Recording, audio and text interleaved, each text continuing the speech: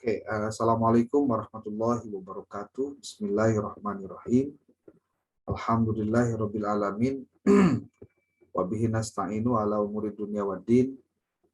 Wassalatu wassalamu ala asyrafil anbiya'i wal mursalin sayyidina Muhammadin wa ala alihi wa sahbihi ajma'in.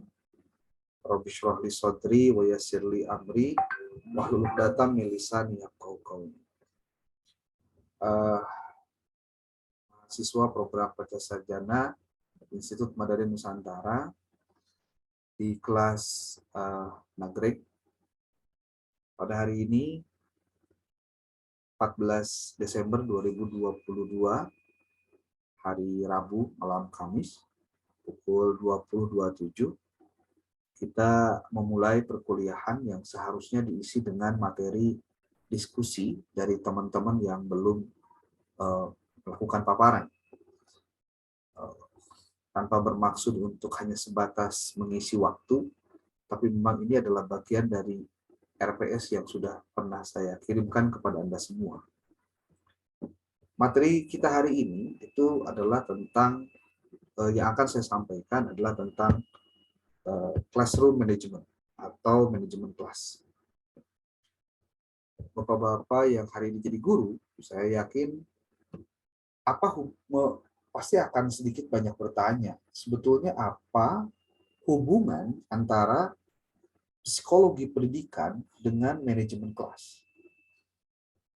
Seberapa pentingkah manajemen kelas itu dilakukan oleh guru?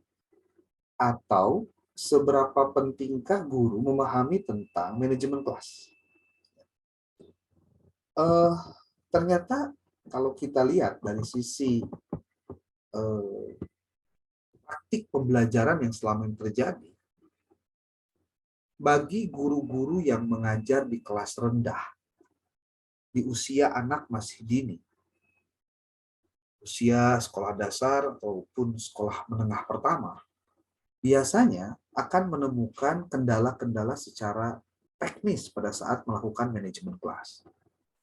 Kenapa? Karena dari sisi usia, siswa yang dihadapi masih memerlukan dominasi dari aktivitas guru dalam melakukan proses manajemen kelas.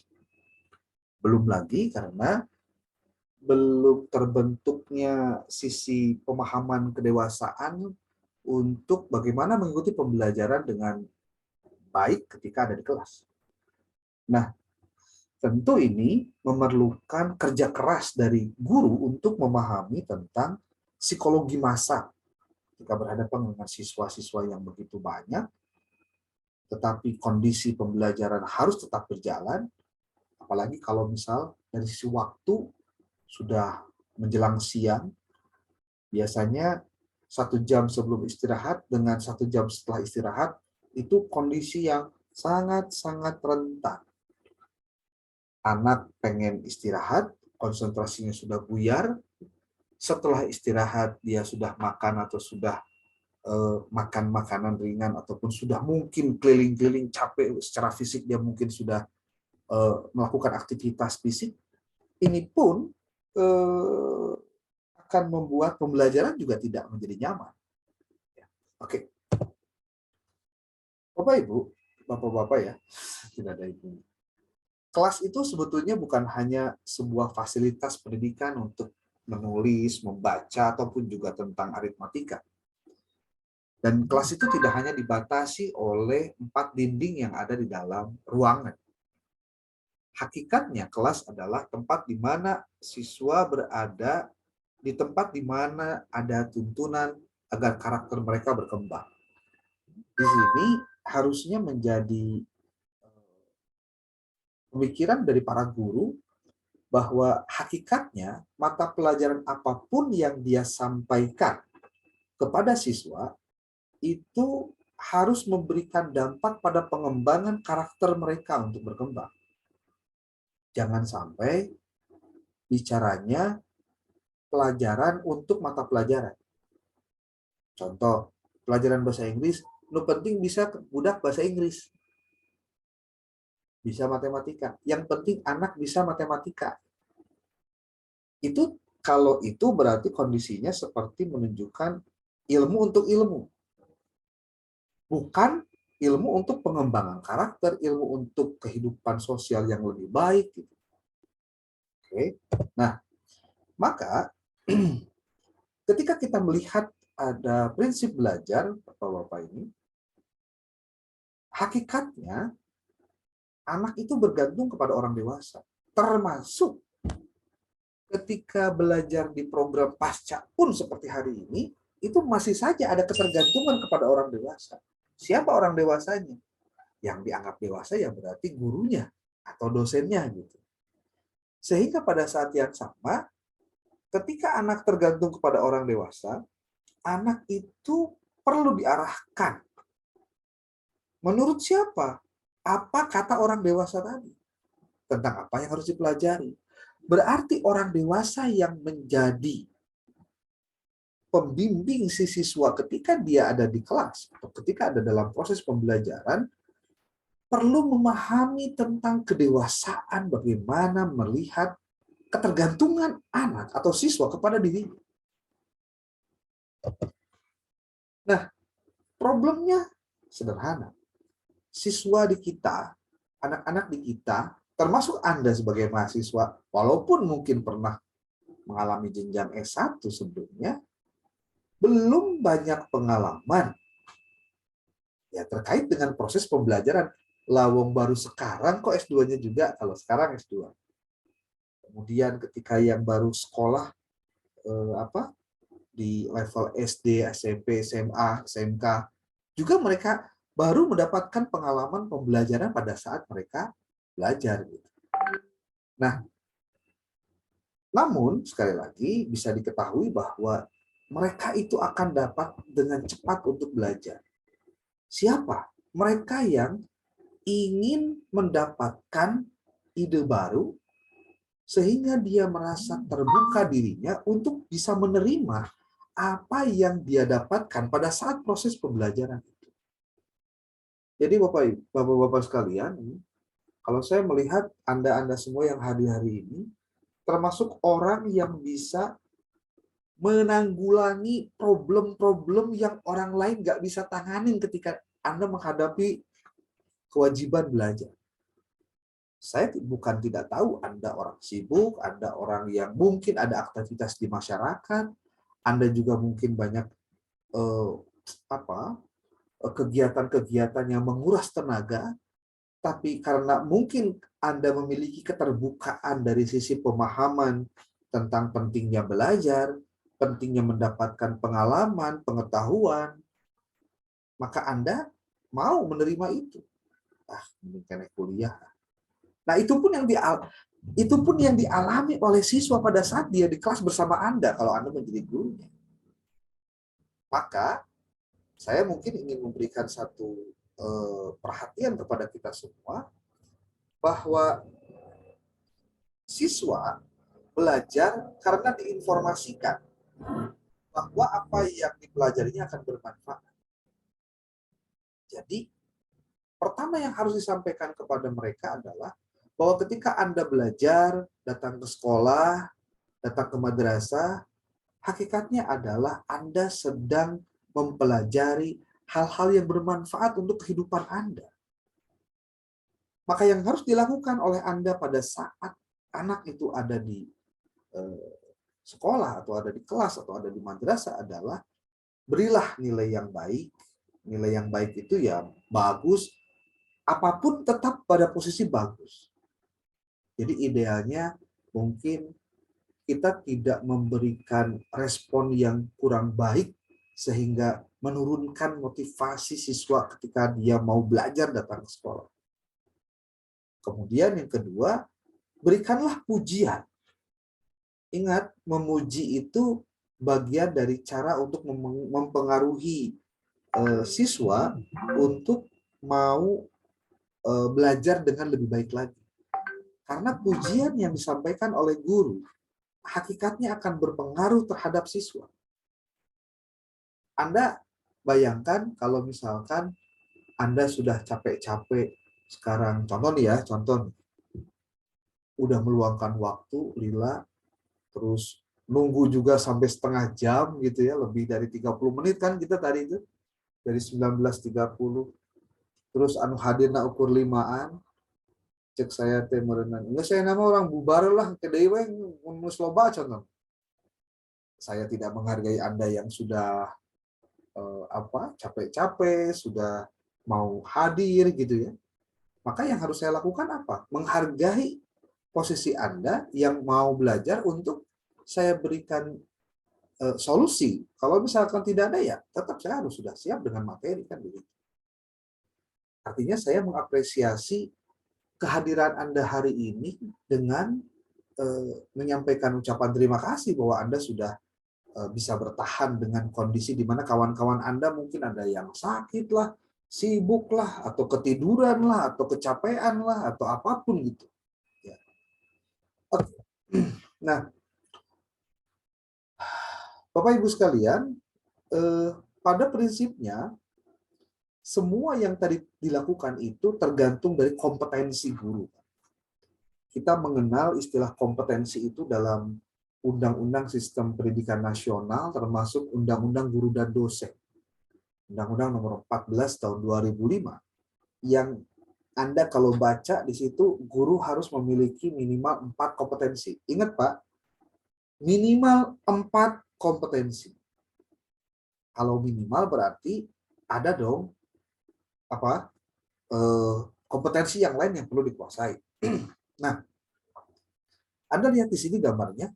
Di sini ada tanda warna biru di sini dari gambar ini.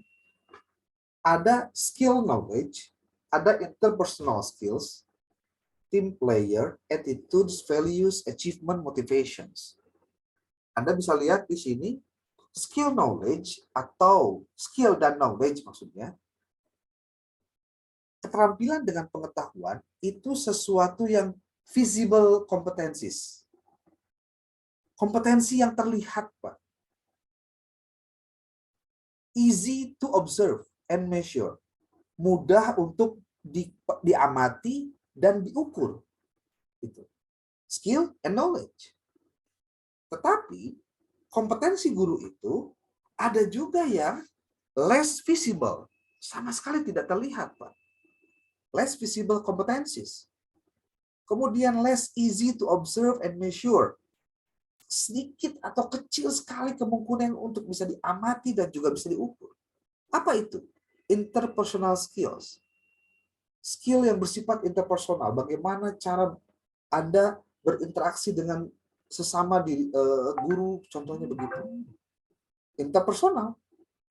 Team player, bermain atau berada dalam satu tim. Bekerja dalam satu tim itu bukan sesuatu yang mudah, Pak.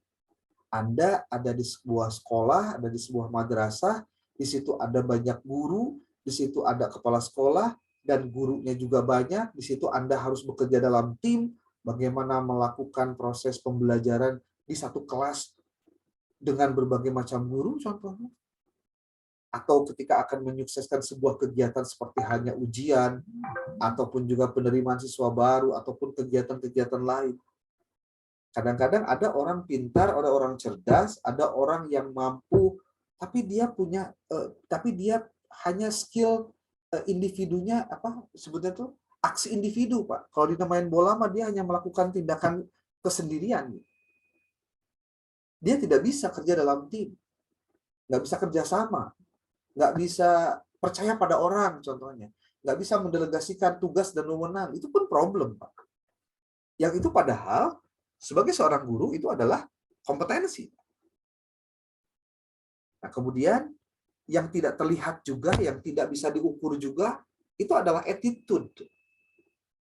Sikap, values, nilai-nilai, achievement, pencapaian-pencapaian, motivation, motivasi.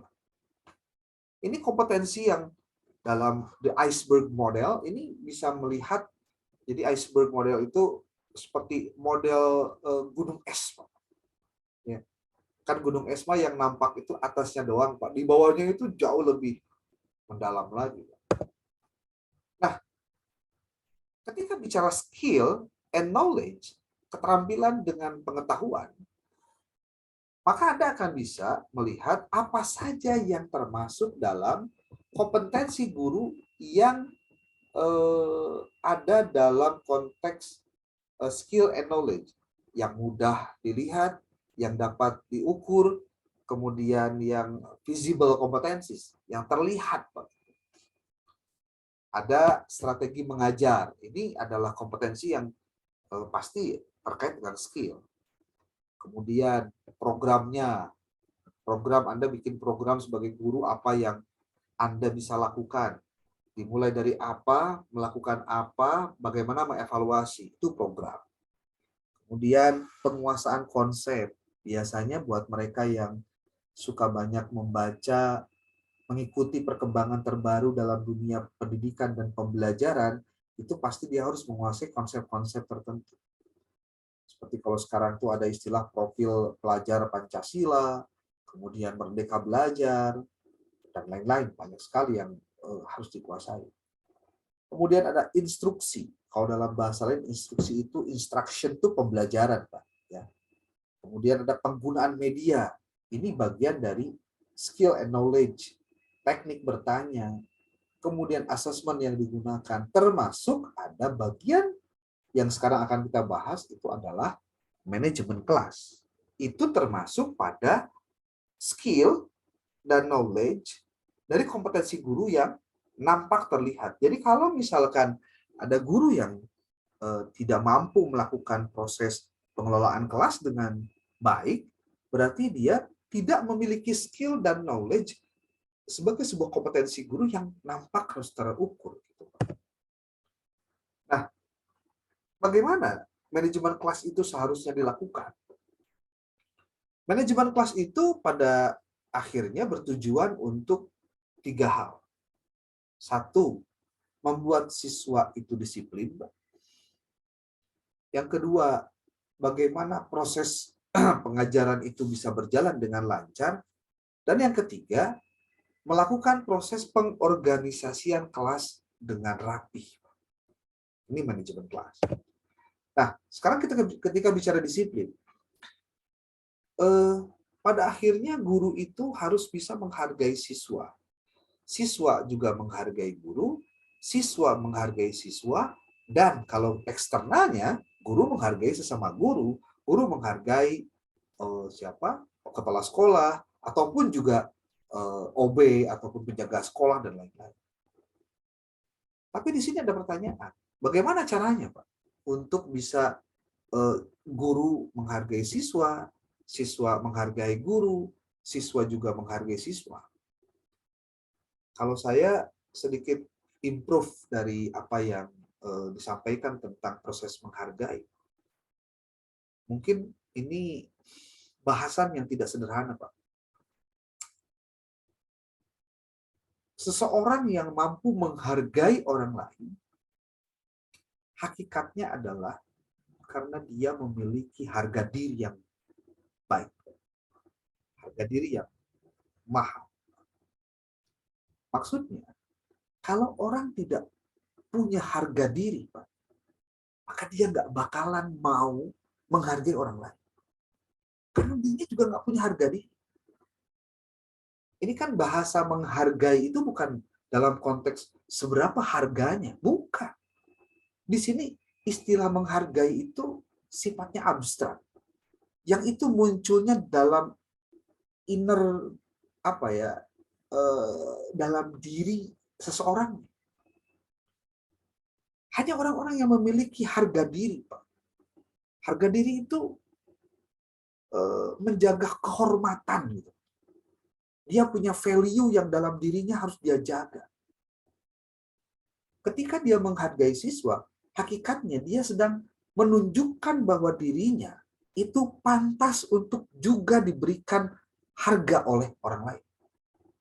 Maka kenapa istilahnya kemudian apresiasi? Mengapresiasi itu pada akhirnya menunjukkan bahwa posisi orang lain itu tahu bahwa dia itu layak untuk diberikan value. Jadi secara filosofis sebenarnya orang-orang yang beretika itu adalah orang-orang yang memiliki harga diri terhadap dirinya.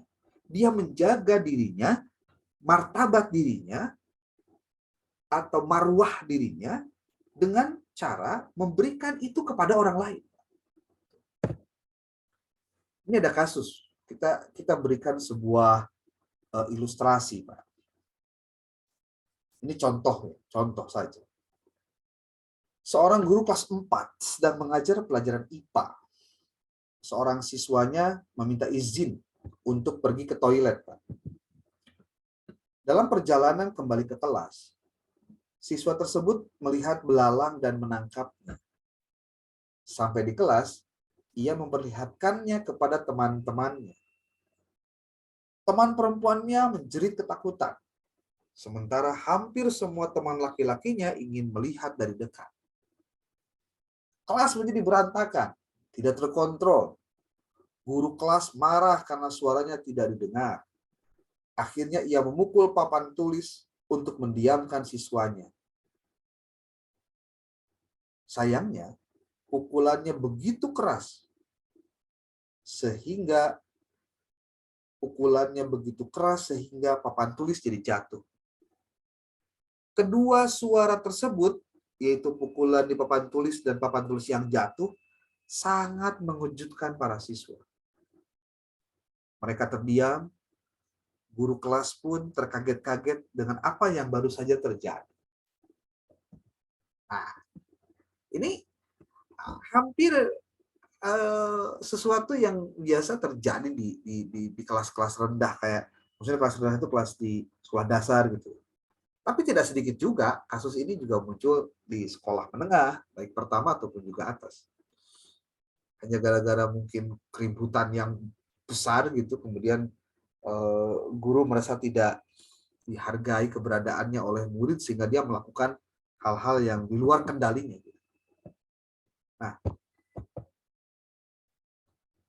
oke. Nah, ini ada sebuah quotes yang saya ambil dari satu sekolah TK apa ini ya. Di sini quote-nya dipasang di dinding sekolah. Tara Salvia. Nanti Bapak boleh cek di internet Tara Salvia itu di mana. Kami menghargai diri sendiri, kami menghargai sesama, kami menghargai hasil karya kami menghargai lingkungan, bersama-sama kami menjadi yang terbaik. Nah, ini mungkin muncul ketika apa yang dilakukan semula bermula dari dirinya sendiri, Pak. Bahkan nih di Tara Salvia ini untuk SD saja, Pak, ini sudah memperlihatkan apa ya sebutnya simbol dan nilai-nilai positif, Pak. Ya. Kami ingin kelas kami bersih dan rapi, tertib dan sopan, tenang, saling menghargai bergantian, menyayangi, bermain bersama, jadi teman yang baik.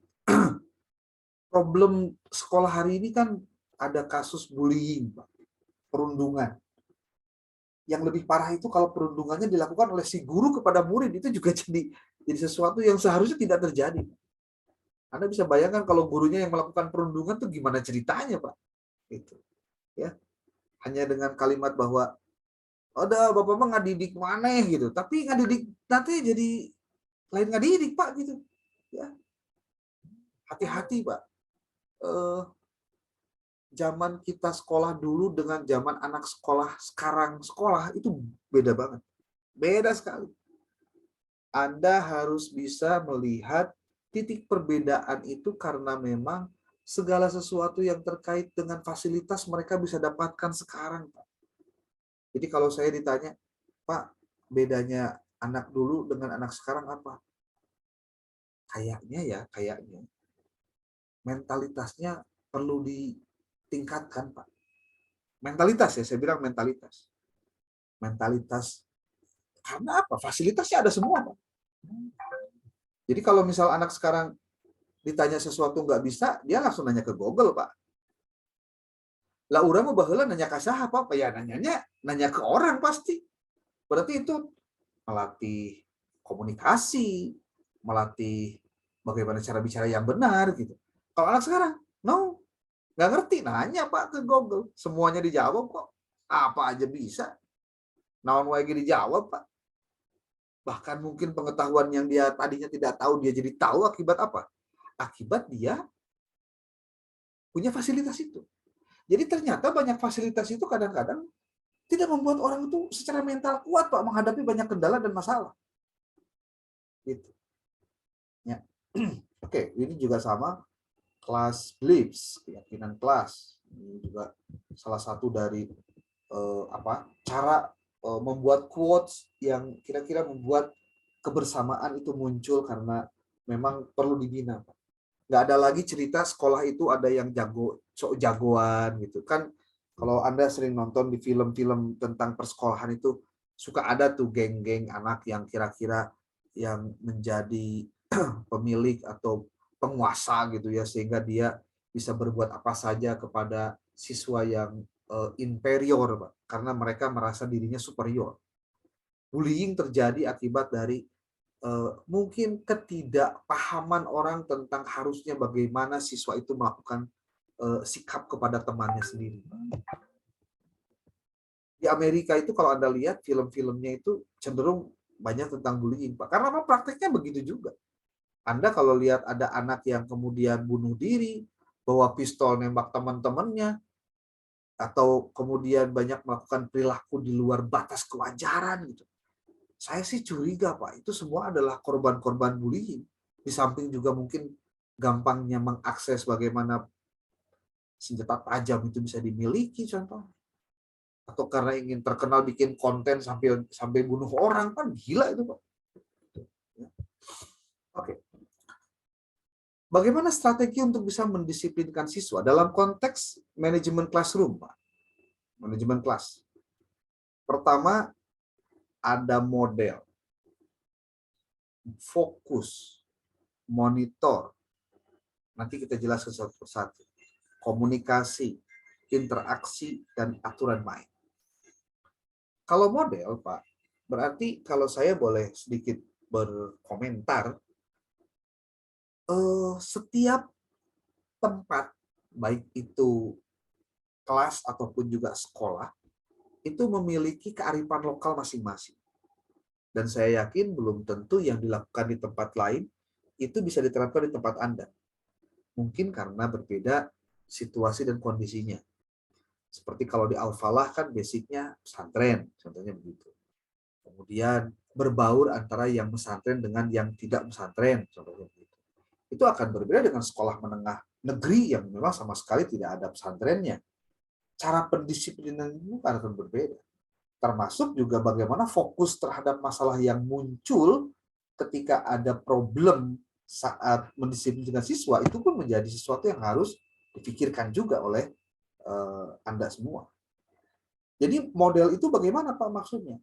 Jadi saya ingin Anda coba belajar dari best practice tempat-tempat lain yang sudah melakukan model pendisiplinan siswa. Paling tidak Anda belajar, apakah ini cocok atau tidak dengan tempat saya? Itu dengan model itu. Nah, kalau fokus, berarti Anda harus tahu juga, kira-kira pada tempat saya mengajar, problem apa yang seharusnya dipecahkan ketika bicara tentang mendisiplinkan siswa. Termasuk fokus pada siapa siswa yang memang suka membuat masalah. Siapa siswa yang kemudian bisa dijadikan sebagai korban dari masalah itu. Kedisiplinan siswa itu juga terkait banyak hal. Apakah kehadiran, apakah karena tidak mengerjakan tugas, apakah memang karena sikap dia dengan kawan yang suka berseteru, ataukah karena dia selalu menjadi troublemaker ketika ada di sekolah atau di luar sekolah malah gitu. Termasuk juga kita harus tahu latar belakang kenapa dia memiliki sikap tidak disiplin itu sendiri. Karena jangan-jangan tinggalnya bukan di rumah orang tuanya. Mungkin dia termasuk korban perceraian, korban broken home, dan lain-lain. Ini juga sesuatu yang perlu diperhatikan. Kemudian monitor. Kalau monitor itu, proses mengawasi yang dilakukan oleh guru itu perlu dilakukan dengan maksimal, tidak hanya kalau misalkan di SMA, SMK, atau di aliyah, tidak hanya Anda itu memberikan tanggung jawab kepada guru BP atau kepada wali kelas. Semua guru yang ada di lembaga pendidikan itu memiliki tanggung jawab melakukan proses monitoring terhadap aktivitas siswa terkait dengan persoalan disiplin. Diurang mah kadang-kadang sok aya, Pak. Persoalan kedisiplinan siswa teh bagian BP, bagian kesiswaan, bagian wali kelas. Itu mah lamun aya budak bangor, tau bikin ke guru PAI contohnya. Jadi guru matematika, guru kimia, guru fisika, guru biologi, guru seni, itu seperti tidak ada tanggung jawab yang harus dia emban untuk melakukan proses pendisiplinan siswa. Kalau tidak dilakukan seperti itu, ya maaf Pak, kita sulit untuk berbagi peran dalam menyelesaikan masalah-masalah di lembaga pendidikan kita. Kemudian komunikasi. Mungkin dari sisi suara kita juga perlu melakukan proses berlatih untuk dapat didengar oleh siswa dengan pendengaran yang nyaman gitu Pak. Dan guru juga harus menjadi pendengar yang aktif ketika mendapatkan persoalan terkait dengan kedisiplinan siswa. Dan komunikatif. Kalau komunikatif itu intinya begini Pak, jemput bola. Jangan menunggu anak laporan Pak. Jangan menunggu nanti kasusnya sudah terjadi baru kemudian ditangani. Ya, itu berarti Anda tidak melakukan proses dengan komunikatif. Ya. Nah, kalau interaksi ada yang terkait dengan guru ke siswa, siswa ke guru, siswa ke siswa. Nah, terkait guru ke siswa, Pak, ataupun juga siswa ke guru, perlu diperhatikan, jangan sampai melewati batas kewajaran yang seharusnya dilakukan. Karena jika mereka sudah merasa Anda tidak ada batas dengan mereka, boleh jadi hubungan Anda dengan dia itu akan bukan dipandang lagi sebagai hubungan guru dengan siswa. Jangan-jangan nanti justru bahasanya ya sikap kebabaturan. Oke, nggak masalah kalau dalam pergaulan terkait dengan proses di luar kelas, Pak. Tapi kalau misalkan di dalam kelas, ya kalau anak kan karena mungkin persoalannya dia tidak mampu membedakan peran dia sebagai apa dengan siapa, akhirnya dia tidak bisa melihat perbedaan itu. Jadi beti, Pak, beda tipis antara Anda sebagai gurunya dengan Anda sebagai temannya. Yang lebih repot adalah kalau usia Anda dengan murid Anda itu tidak terlalu jauh. Ini juga ya makanya mungkin di sini perlu Bapak Ibu guru itu menjaga sikap untuk tidak terlalu menganggap dan dianggap oleh siswa itu Anda tuh seperti seseorang yang perlu dihargai akhirnya. Dan ini kadang-kadang maaf Pak, guru kadang-kadang kelewatan gitu. Oh, dapat ada iya mah dalam rangka orang komunikasinya modusnya mah gitu Pak, kadang-kadang. Jangan-jangan ini jadi modus Pak. Makanya perlu untuk diperhatikan terkait dengan interaksi itu. Nah, makanya Bapak Ibu, apalagi mungkin kalau saya boleh menyarankan nih, dan bukan rek nyinggung sasaha gitu. Makanya kenapa kalau guru itu memang sebaiknya sudah berumah tangga gitu. Itu dalam rangka menjaga itu Pak. Apalagi Anda laki-laki lah. Dan bukan laki-laki mah Pak, ya orientasinya kan berbeda dengan yang lain Pak. Apalagi masih muda kan gitu. Ya. Nah, kemudian dilihat dari aturan main, dimulai dari nilai-nilai yang diyakini. Maksudnya, seperti tadi gambar-gambar yang tadi saya sampaikan kepada Anda sebelumnya, itu ada core values, nilai-nilai inti. Dan ini memang harusnya di lembaga pendidikan itu menjadi cara untuk bagaimana mendeliver, termasuk menginternalisasi nilai-nilai itu dalam proses pembelajaran atau pendidikan ketika di kelas. Contoh, bahwa biasanya kan kalau di lembaga-lembaga pesantren apalagi suka ada wasiat dari para pendiri pesantren tentang apa contohnya. Nah, itu menjadi value, Pak, yang diterapkan dalam aktivitas pendisiplinan siswa. Saya yakin kalau di Al-Falah saya yakin ada lah. Ya, walaupun saya tidak tahu ya, nanti silakan dikomunikasikan saja, Pak. Oke. Eh, Kemudian terkait dengan kebutuhan siswa, problem yang selama ini terjadi mungkin kebutuhan siswa itu, Pak. Kenapa terjadi ketidakdisiplinan? Jangan-jangan karena memang ada kebutuhan siswa yang tidak terpenuhi. Karena apa yang terjadi dari kebutuhannya akan mempengaruhi pada perilakunya. Makanya kenapa kita harus mendeteksi itu dari keluarganya dulu. Bagaimana kondisi keluarganya, bagaimana kondisi lingkungannya. Pernah nggak Anda menemukan ada kasus siswa yang, maaf bahasanya, menggunakan uang kas? Kalau di kelas itu kan dia suka mengumpulkan uang kas. Pas gitu uang kasnya teh, Pak, alasannya ya hilang atau kumaha padahal dipakai ku budakna.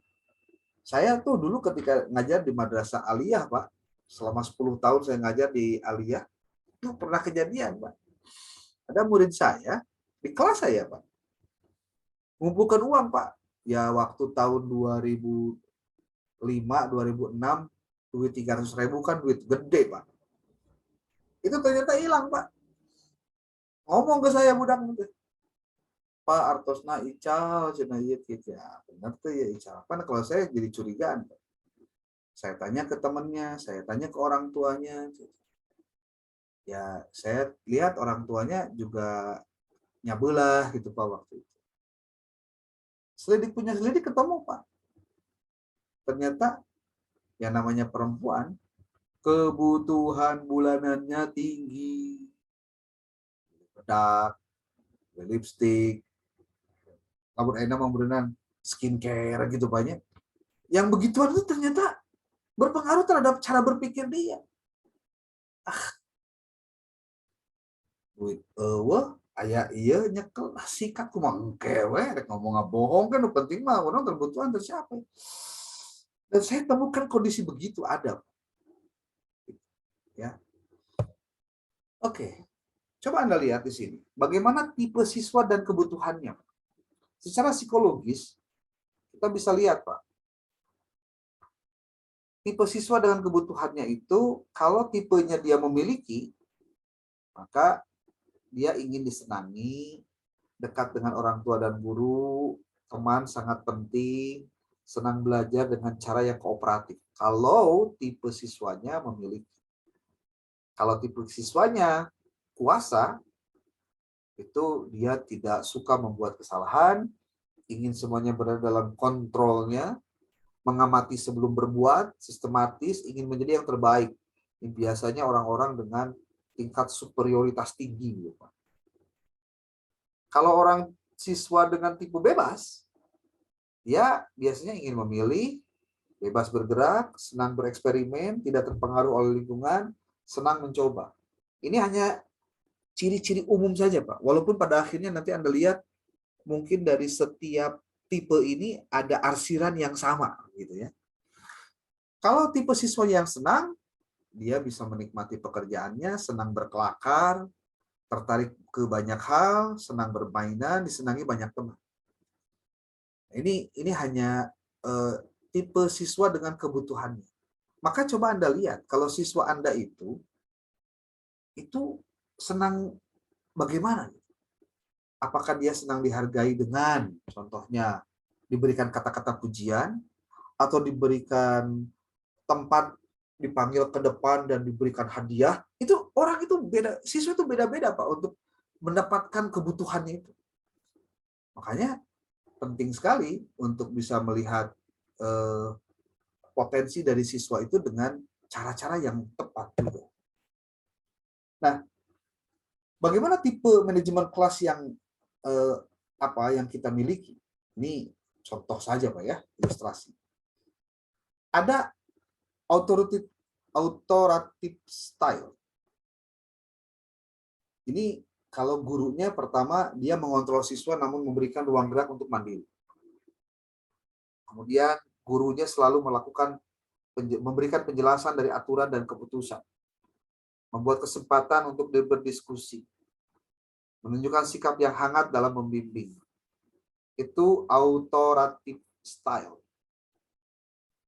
Kemudian memperlihatkan ketulusan. memberikan pujian dan dukungan, memeriksa dan menulis komentar di PR siswa. Tidak hanya nyoret-nyoret ataupun nilai, tapi juga memberikan komentar. Bagus sekali, tingkatkan. Luar biasa, Allahu Akbar. Gitu, Pak. Kamu bisa, insya Allah, kalau kamu mau belajar. Berikan motivasi. Kadang-kadang kita nggak tahu, Pak. Dari sekian banyak yang kita omongin, yang kita tulis itu, mana yang akan membuat siswa itu teringat dengan apa yang kita kerjakan. Makanya, Anda jangan pernah berhenti untuk berbicara hal-hal positif kepada mereka. Apa komentar siswa terhadap tipe ini? Ketika tipenya adalah authoritative style. Saya senang dengan guru ini. Dia adil dan memahami bahwa siswa tidak sempurna. Dia adalah guru yang dapat diajak bicara tanpa melecehkan dan mempermalukan siswa. Nah, ini mungkin quote yang perlu diperhatikan oleh Anda itu, jangan sampai mempermalukan siswa, Pak. Baik di depan kelas, di hadapan kawannya, di depan guru, dan yang lain. Karena itu bentuk pelecehan dan akan selalu diingat oleh siswa, Pak. Ya.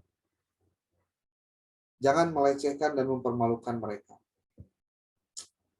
Ada lagi tipe kepemimpinan guru dalam hal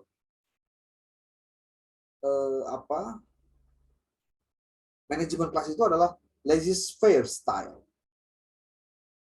Tidak terlalu banyak mengontrol, menerima kekerasan yang dilakukan siswa, memilih untuk tidak menyakiti perasaan siswa, sulit mengatakan tidak, berasumsi bahwa guru kurang memperhatikan anak apabila mereka bermasalah di kelas. Ini kalau dalam tipe kepemimpinan, guru yang masa bodoh, Pak. Guru masa bodoh. Mau maneh lah, terserah. Biasanya guru dengan tipe ini dia tidak konsisten, sangat perhatian kepada siswanya, ingin menjadi teman siswa, memberi kesempatan untuk bertemu di luar kelas, memiliki kesulitan untuk memisahkan antara kehidupan profesional dengan personal. Karena laissez-faire itu ya masa bodoh, Pak. Masa bodoh. Komentar siswa tentang hal ini gimana? Guru ini tidak membutuhkan keseriusan kita di kelasnya. Namun kita tahu terkadang ada beberapa hal yang tidak dapat dikontrol dan kita tidak belajar apapun. Jadi siga genah, Pak. Katinggalina cek budak, tapi anak itu jadi tidak mau memperhatikan atau bahkan mungkin tidak peduli dan tidak menghargai kita sebagai guru. Tipe yang ketiga adalah indifferent style. Tidak terlalu banyak terlibat di dalam kelas, merasa bahwa persiapan mengajar hanyalah menghabiskan waktu saja, terkadang hanya menggunakan materi yang sama dari tahun ke tahun, nggak ada perubahan apapun. Kemudian kelasnya kurang memiliki disiplin, menghindari strategi mengajar yang bervariasi, indifferent style, Pak Ibu. Keterampilan mengajarnya rendah, kurang memiliki keyakinan untuk mendisiplinkan siswa, proses belajar terjadi hanya sekedarnya, ya yang penting asal gugur kewajiban lah. Gitu. Siswa hanya menghabiskan waktu, mengikuti air mengalir. Bagaimana komentar siswa dengan tipe guru dengan indifferent style ini? Guru tidak dapat mengontrol kelas dan kita tidak belajar apa-apa. Guru jarang memberi PR dan siswa jarang membuka buku pelajarannya di kelas. Akhirnya gurunya akan mendapatkan apa ya? Sepertinya sih positif, Pak. Enak bager gitu, Pak. Tapi no.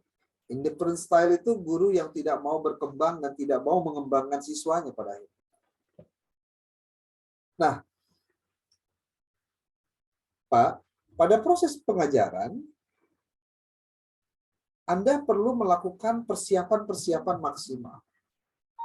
Pertama, awal pembelajaran itu harus lancar, tepat waktu, dan menyiapkan siswa untuk belajar. Ya, kalau saya mungkin menginformasikan dulu sebelumnya, ngasih link, saya masuk tepat waktu, itu cara untuk memulai proses pengajaran. Yang kedua, mempertahankan perhatian, minat, dan keterlibatan siswa. Salah satunya dengan menggunakan media pembelajaran. Perkembangan siswa selama proses pembelajaran berlangsung selalu diikuti. Ini biasanya dilakukan pada saat proses pembelajaran oleh siswa. Bantuan diberikan untuk mendukung perkembangan siswa. Siapa yang melakukan? Guru. Jadi guru pada saat proses belajar perlu juga mendukung perkembangan siswa. Tahu ini tuh dari mulai nggak bisa, kumaha jadi bisa, gimana caranya, dari mulai dia belum mampu, kemudian dia mau dan mampu mau berubah. Di proses pengajaran pun, Bapak harus ingat transisi antar kegiatan berjalan lancar. Transisi itu artinya ada jeda antara satu kegiatan dengan kegiatan lain, itu tetap harus terkontrol, Pak, berjalan dengan lancar. Time on task terjadi dengan baik. Maksudnya, waktu berdasarkan tugas atau berdasarkan aktivitas itu terjaga dengan baik. Jadi jangan sampai Anda sendiri tidak sesuai schedule, Pak. Penyesuaian terhadap perencanaan pembelajaran dilakukan apabila perlu. Betul. Dan itu perlu dilakukan dalam rangka menyesuaikan antara aktivitas yang biasanya terjadi dengan kegiatan insidental yang ada. Contoh nih Pak, contoh. Di sekolah kan suka ada kegiatan rapat, udah kita bubarkan dengan banyak. Nah, kemudian kalau nggak rapat, contoh ada kegiatan upacara besok siswa belajar di sekolah atau belajar di rumah. Contohnya. Nah ini juga perlu dilakukan tidak dengan mendadak. Paling tidak 1 hari sebelumnya perlu disampaikan. Dan yang paling penting ini juga perlu dilakukan. Kalau misalkan untuk orang tua yang wali kelasnya ada handphonenya, kemudian ada grup WhatsApp-nya, itu pemberitahuan kepada orang tua siswa.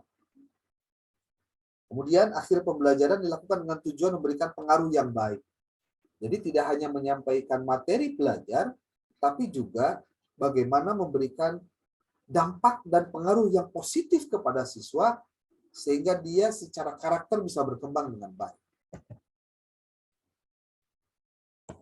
Anda dalam melakukan aktivitas manajemen kelas, itu juga perlu yang namanya pengorganisasian kelas. Apa yang dilakukan? Biasanya dengan 3 cara. Proses klasikal, proses kelompok, proses individu. Klasikal atau keseluruhan kelas, siswa satu kelas melakukan kegiatan secara serentak. Kalau kelompok, kegiatan dilakukan oleh beberapa kelompok atau pasangan saja.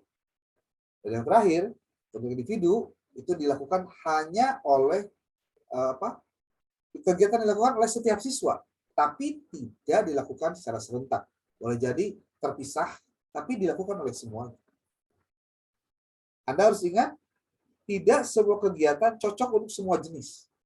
Makanya di sini guru perlu melakukan banyak upaya mencoba aktivitas apa yang cocok untuk klasikal, kelompok, atau individu. Bapak-Bapak yang terhormat, di kegiatan perkuliahan kita, ini ada quotes terakhir. Guru yang baik itu adalah berpengaruh terhadap segala aspek perkembangan siswa.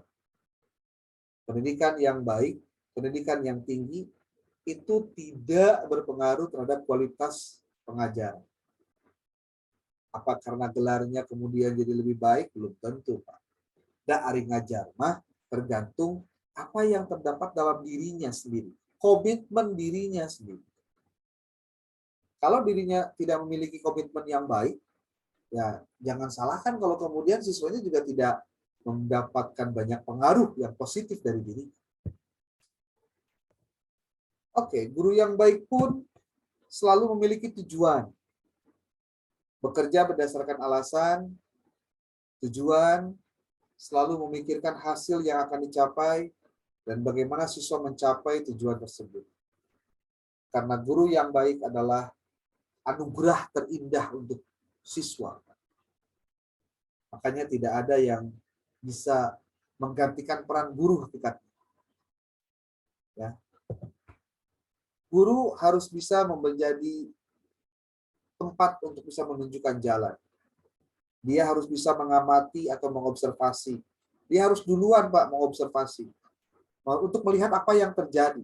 Sehingga dia dapat memberikan jawaban terhadap apa rencana yang akan dibuat.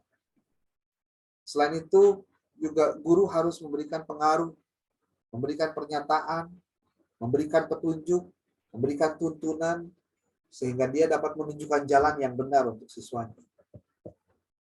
Termasuk juga, guru itu perlu menegakkan nilai. Karena siswa-siswa kita merasa terdukung ketika kita mengakui keunikan mereka. Ada yang pinternya bahasa Inggris, pinternya berlari, pinternya ngegambar, pinternya ngitung, pinter nanitah. Ya Pak, budak tuh pinter nitah. Siswa yang bermasalah hari ini mungkin menjadi pemimpin di masa depan. Karena apa? Karena dia biasanya memberontak, Pak. Dan itu adalah karena kita cukup peduli untuk menggosok pikiran anak itu hingga kilaunya terus bersinar. Jadi jangan dilihat bahwa siswa yang kelihatan hari ini badung, bedegong gitu. Nyawa-nyawa mereka jadi anggota dewan, Pak, semua. Karena mungkin cara berpikirnya yang bebas sehingga dia bisa melakukan apapun yang baik menurut dia. Makanya jangan pernah don't judge the book by the cover. Tidak melihat menjudge atau memberikan penilaian terhadap buku itu dari covernya doang.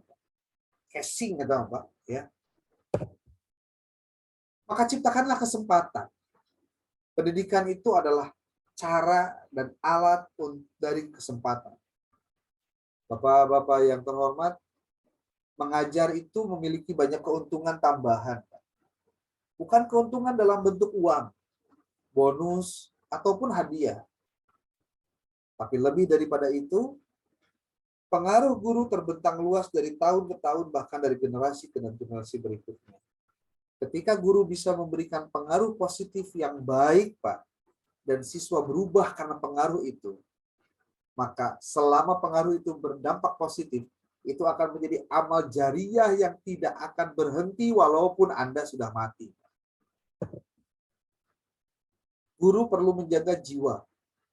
Seorang guru mengulurkan tangan, membuka wawasan, dan menyentuh hati. Supaya apa? Menjaga jiwa dari siswanya. Dia juga perlu membentuk potensi. Kenapa? Karena guru tidaklah dilahirkan, tapi mereka dibentuk, Pak. Anda dikuliahkan, Anda berlatih, Anda mengikuti perkembangan banyak hal dengan belajar, kuliah lagi, ikut workshop, pembinaan. Itu kan bentuk-bentuk cara untuk bagaimana guru itu dibentuk, Pak. Dan paling yang harus diingat, guru yang baik terlebih dahulu harus mampu mengajari dirinya sendiri sebelum dia bisa mengajari orang lain. Guru perlu melakukan proses menantang pemikiran. Di sini ada disebutkan, guru yang hebat itu memiliki kemampuan untuk membangkitkan kegembiraan dalam menciptakan ekspresi dan pengetahuan. Seperti kalimatnya itu klise, Pak. Tapi memang itulah yang seharusnya. Kalaupun kita hari ini belum banyak mendengar guru melakukan hal-hal tadi, jangan-jangan itu karena memang guru sudah kehilangan ruhnya untuk menjadi seorang guru. Seorang guru yang mengajar tanpa menginspirasi muridnya dengan keinginan untuk belajar sama seperti berusaha membentuk besi yang dingin. Besi itu akan bisa dibentuk, mau jadi golok, mau jadi tombak, mau jadi linggis, mau jadi pisau, mau jadi apapun, itu kalau dipanaskan. Karena dipanaskan itu, ya panas. Tapi justru dengan panas itulah besi bisa dibentuk. Guru pun juga perlu menginspirasikan mimpi. Guru perlu memiliki kesempatan untuk mengembangkan bakat dan misi anak. Guru dapat membantu mewujudkan impian siswa. Maka Anda coba tanya, apa impian kamu? Di sela-sela keterbatasan yang kamu miliki, baik dari sisi kemampuan, harta, orang tua, fasilitas, kamu sebetulnya ingin menjadi apa? Itu mimpinya harus didengar, Pak, oleh guru. Paling tidak gurunya kemudian mengatakan, "Oh, Bapak didoakannya, semoga keinginan mana terpenuhi. Amin. Sok diajar sing bener." Itu luar biasa. Kayak bahasa ngadoakeun, walaupun ngadoakeun aku nabi wir ge Pak, beda Pak ceritanya. Ya. Oke. Bapak Ibu, yang bisa disampaikan untuk manajemen classroom kita hari ini. Mudah-mudahan apa yang tadi disampaikan sedikit banyak ada hal-hal yang positif yang bisa Anda dapatkan untuk menambah wawasan dan juga mungkin pengalaman yang bisa kita dapatkan dalam proses pembelajaran kita sehari-hari. Ini bertahan di 5 orang saja ya hari ini. Tidak ada yang nambah lagi. Luar biasa. Silakan kalau mau ada yang komentari boleh Pak. Boleh Pak. Ya. Ya. Assalamualaikum warahmatullahi wabarakatuh. Salam. Alhamdulillah dalam pembelajaran malam ini saya bisa mendapatkan ilmu yang banyak. Kenapa? Karena saya juga sebagai pengajar, ya, jadi ada trik-trik tertentu di situ. Cuman yang suka jadi permasalahan bagi kami para guru, yang pertama itu Pak, menghadapi anak yang malas sih, karena malas mah salah satu penyakit yang paling klasik mungkin Pak ya dalam belajar ya. Termasuk burunak ya Pak. Iya, malas ya. Yang kedua ya, anak itu suka benci terhadap mata pelajaran tertentu. Ini ya. nih Pak.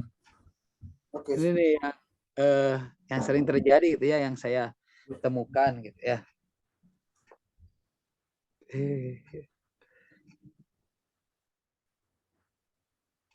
Gitu Pak Asep, Pak Asep.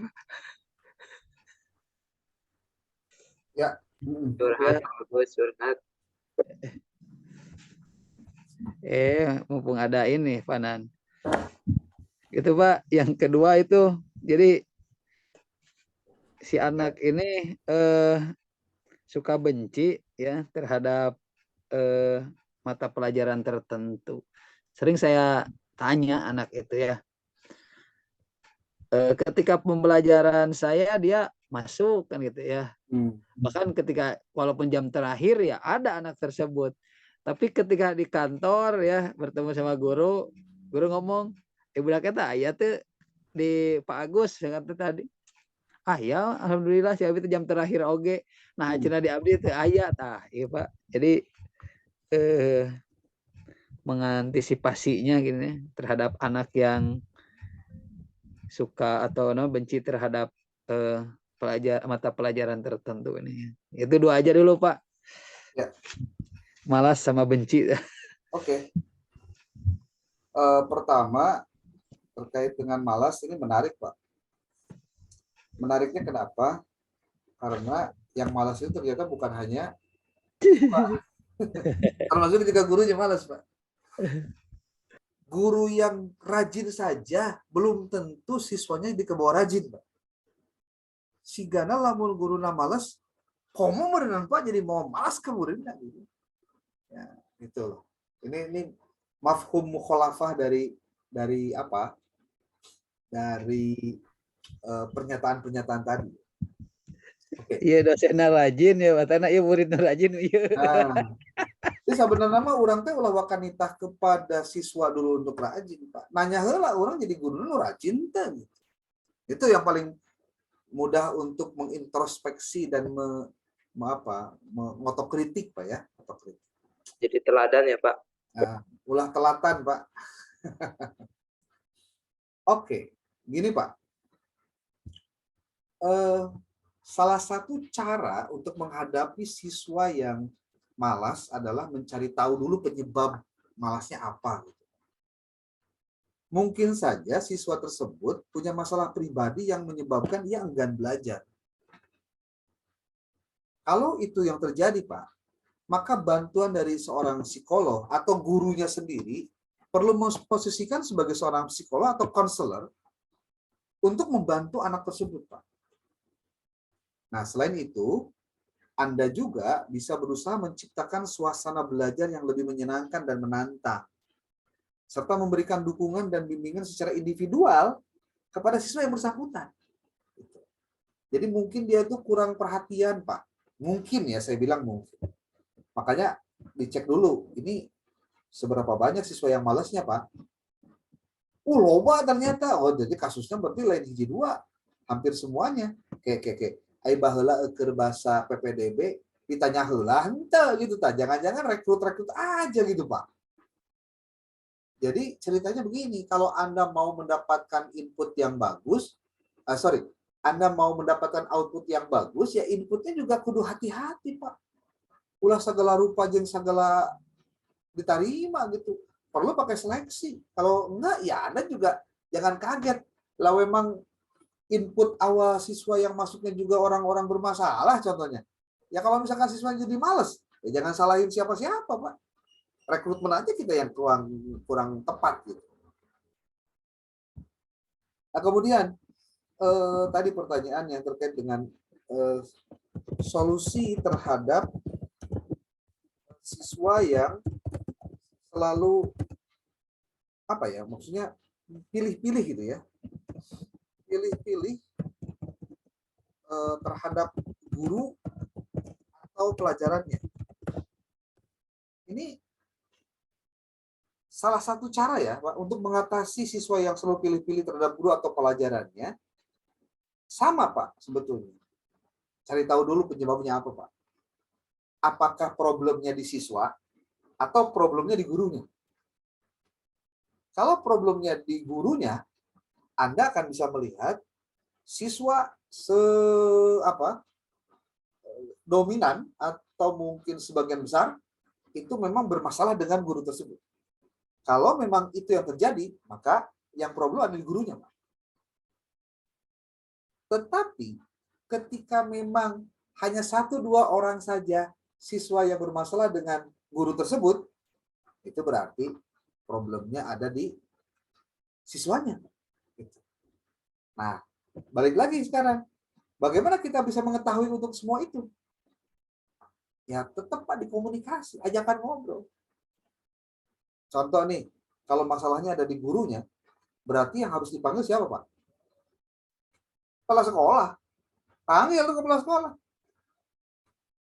Ieu teh abdi teh kenging wartos kieu kumaha, Pak, ieu teh contohna. Ya ningali absen dengan ternyata banyak yang tidak masuk, ya kumaha contohnya. Tapi kalau kejadiannya muridnya sendiri yang bermasalah, ya panggil muridnya, Pak, oleh gurunya.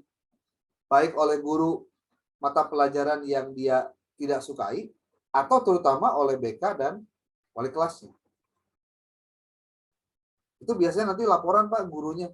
Ya budak iya wae di kelas saya kumaha teh gitu.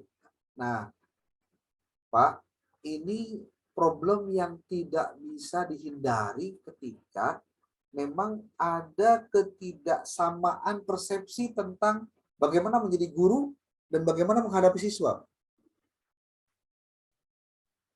Di urang mah rata-rata lamun guru teh sok nyalahkeun siswa wae, Pak, lamun aya naon.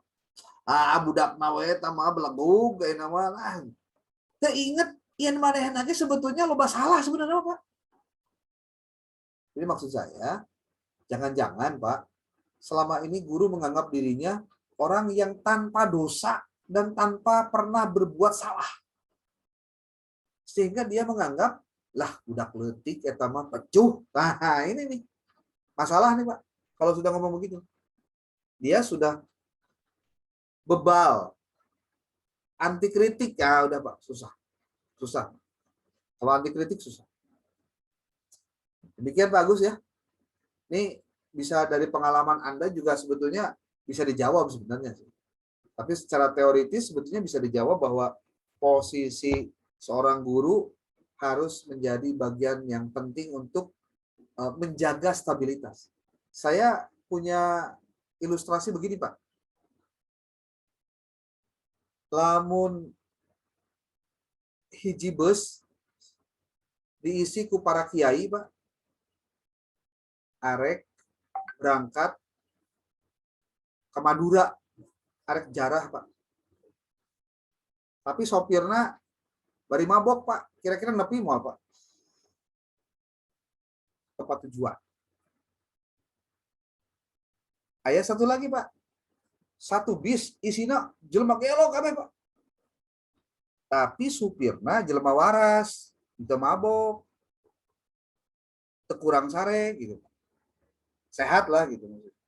Kira-kira nepi moal. Jadi mau kiai oge ari jelema anu mimpinna teu bener mah, jadi moal bener, Pak. Tapi lamun jelema nu teu dibawana nu teu bener oge, tapi lamun anu mawana bener, insyaallah bener. Itu ilustrasi hanya untuk menunjukkan bahwa posisi murid di kelas itu tergantung dari posisi gurunya. Jadi maksud saya, jangan alih-alih karena tidak ingin memperbaiki diri, lalu kita selalu menyalahkan orang di luar kita ketika terjadi hal-hal yang berkaitan dengan masalah ini. Seperti halnya hari ini, Pak, saya mungkin akan menyalahkan diri saya. Jangan-jangan saya tidak terlalu keras kepada Anda. Itu sugan dia awasnya, lamun teu hadir kan nilainya kusa dikurangan gitu. Sehingga lamun gitu pasti halal hadir, Pak. Mungkin saya tidak melakukan itu. Karena bukan style saya juga begitu. Ya. Demikian Pak Agus. Ini Pak siapa yang keluar nih? Turun, Pak.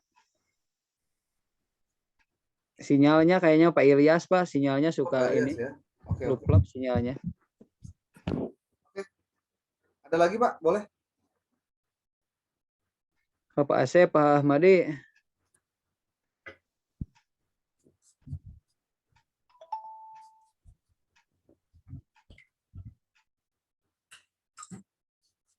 Oke, mudah-mudahan bahan-bahan saya yang tadi saya sampaikan ada manfaatnya, Pak ya. Terutama dalam konteks psikologi pendidikan, bagaimana guru seharusnya melakukan sesuatu yang seharusnya dia lakukan. Jangan sekali-kali melebihi batas yang seharusnya tidak dilakukan oleh guru, Pak. Termasuk berucap, Pak. Ini kata-kata yang keluar dari mulut kita tuh perlu betul-betul dijaga dengan baik. Jangan sampai membuat siswa menjadi ya tersakiti secara psikologis lah. Oke. Ada lagi yang mau dikomentari, Pak?